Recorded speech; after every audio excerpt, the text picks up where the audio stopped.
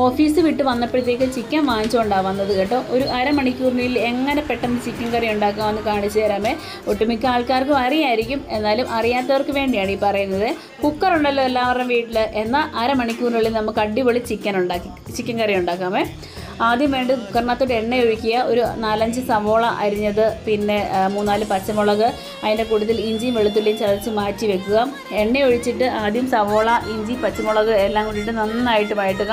നന്നായിട്ട് എൻ്റെ പച്ചമണം മാറി അതിൻ്റെ ഒരു മൊരിഞ്ഞൊക്കെ വരുമ്പോഴത്തേനും അതിനകത്തോട്ട് മുളക് പൊടി, മല്ലിപ്പൊടി, ഗരം മസാല, കുരുമുളക് പൊടി എല്ലാം കൂടിയിട്ട് നന്നായിട്ട് വഴറ്റുക. അതിൻ്റെ പച്ചമണം മാറി ഒരു മൂത്ത് വരുമ്പോഴത്തേക്കും ചിക്കൻ കഴുകി വൃത്തിയാക്കി വെച്ചിരിക്കുന്ന ചിക്കനും കൂടിയിട്ട് നന്നായിട്ട് ഇളക്കിയതിന് ശേഷം ഗ്രേവി വേണമെന്നുണ്ടെങ്കിൽ 1/2 ഗ്ലാസ് വെള്ളം ഒഴിക്കാം, അല്ലെന്നുണ്ടെങ്കിൽ ചിക്കനകത്തും തന്നെ വെള്ളം ഇറങ്ങിക്കോളും. ഒറ്റ വിസിൽ കേൾപ്പിക്കുക, ആവി പോകുന്നേരം വരെ വെയിറ്റ് ചെയ്യുക. നന്നായിട്ട് അപ്പം തന്നെ സെർവ് ചെയ്യാവുന്നതാണ്. നന്നായിട്ട് വെന്ത് കിട്ടും കേട്ടോ. എല്ലേന്നൊക്കെ നല്ല വിട്ട് മാറി നിൽക്കുക മാംസം.